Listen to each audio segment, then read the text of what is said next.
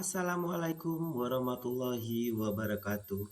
Bagaimana kabarnya Bapak Ibu sekalian pada hari ini?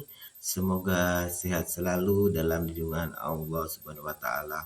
Amin amin ya rabbal alamin.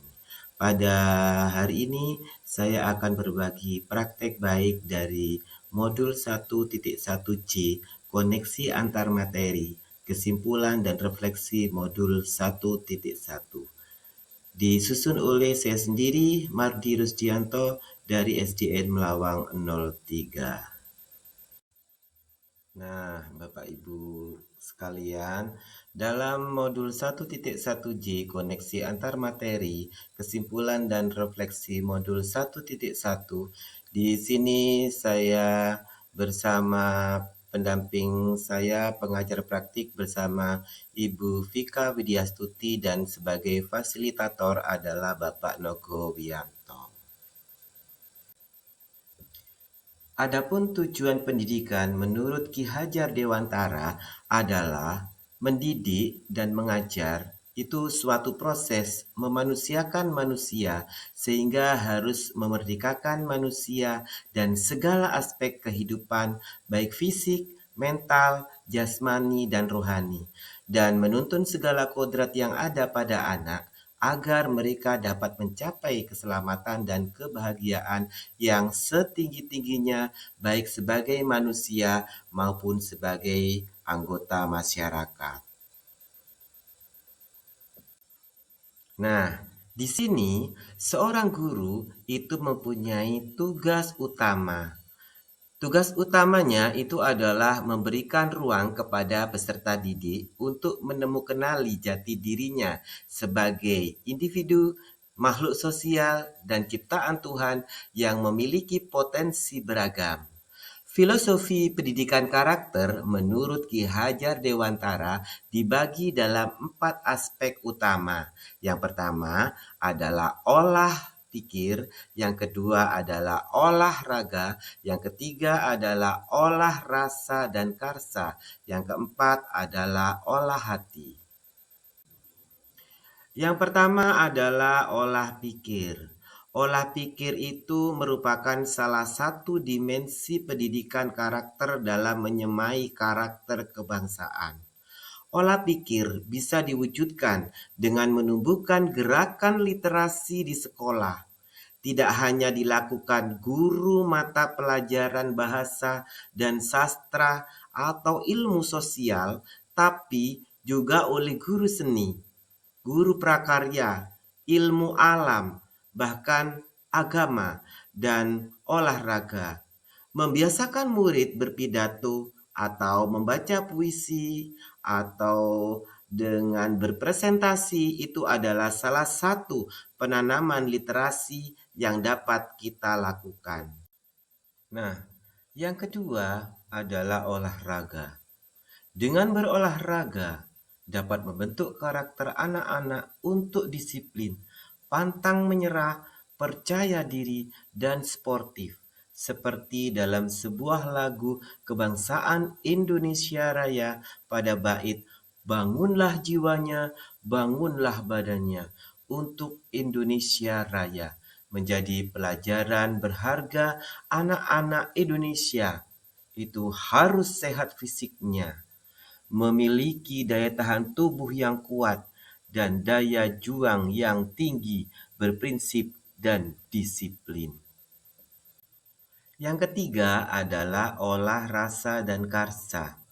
Olah rasa dan karsa merupakan salah satu dimensi pendidikan karakter yang berkaitan dengan proses nalar manusia guna mencari dan menggunakan pengetahuan secara kritis, kreatif, dan inovatif agar menghasilkan pribadi yang cerdas. Olah rasa dan karsa merupakan pendidikan karakter di mana kemampuan seseorang murid untuk mengelola kepeduliannya menjadi manusia yang ramah, saling menghargai, peduli, bekerja sama, dan saling menolong. Yang keempat adalah olah hati. Olah hati di sini adalah pembentukan karakter di sekolah dan haruslah memupuk nilai keimanan, nilai moral, dan nilai kejujuran.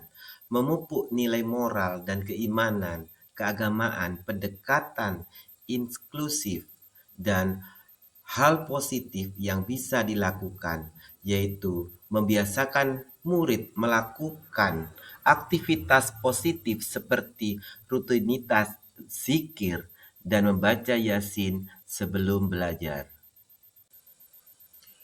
Bapak Ibu guru, salam sehat selalu. Nah, di sini apa yang Anda percaya tentang murid dan pembelajaran di kelas sebelum Anda mempelajari modul 1.1? Sebelum saya mempelajari modul 1.1, itu yang saya rasa adalah guru itu selalu di depan memimpin pembelajaran. Yang kedua, guru itu hanya melihat siswa berdasarkan penilaian kognitif saja. Dan yang ketiga itu proses pembelajaran hanya dilakukan di kelas saja. Baik Bapak Ibu guru hebat, apa yang berubah dari pemikiran atau perilaku Anda setelah mempelajari modul ini?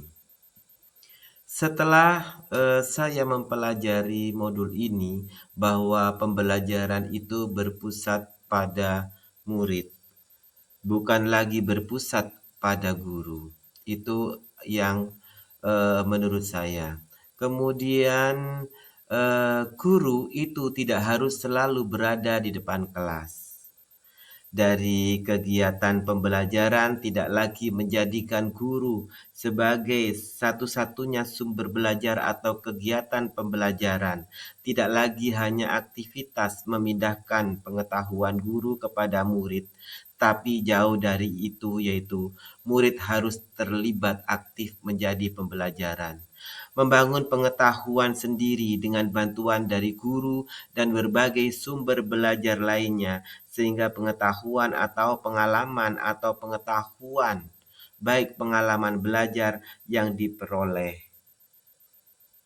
menjadi sangat bermakna. Dan juga pada pembelajaran ini yang terpenting adalah bahwa kegiatan itu murid sebagai subjek, ditujukan kepada murid, berpusat pada murid. Di sini guru tidak hanya melihat siswa berdasarkan penilaian kognitif saja, melainkan guru melakukan asesmen non-kognitif dan pemetaan bakat, minat, dan potensi siswa. Proses pembelajaran bisa dilakukan di mana saja, baik di dalam kelas maupun di luar kelas. Sesekali, siswa perlu diajarkan di ruang terbuka supaya hal tersebut menjadi penyemangat dan suasana baru bagi siswa. Apa yang dapat segera Anda terapkan lebih baik agar kelas Anda mencerminkan pemikiran Ki Hajar Dewantara?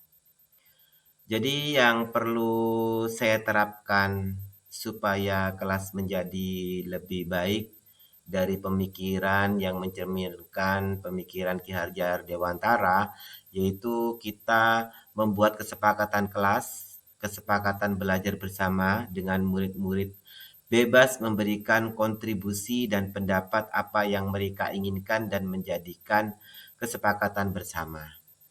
Yang kedua, menerapkan pembelajaran abad 21 dengan berpikir kritis, komunikatif, dan kolaborasi.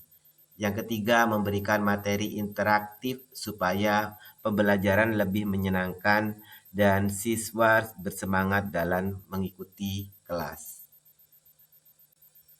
Jadi, dalam pembelajaran ini dapat saya simpulkan bahwa tugas utama seorang guru itu adalah memberikan ruang kepada peserta didik untuk menemukan jati dirinya sebagai individu, sebagai makhluk sosial, dan sebagai ciptaan Tuhan yang memiliki potensi beragam. Guru harus menjadi teladan yang baik karena sosok guru itu dapat dipercaya dan ditiru.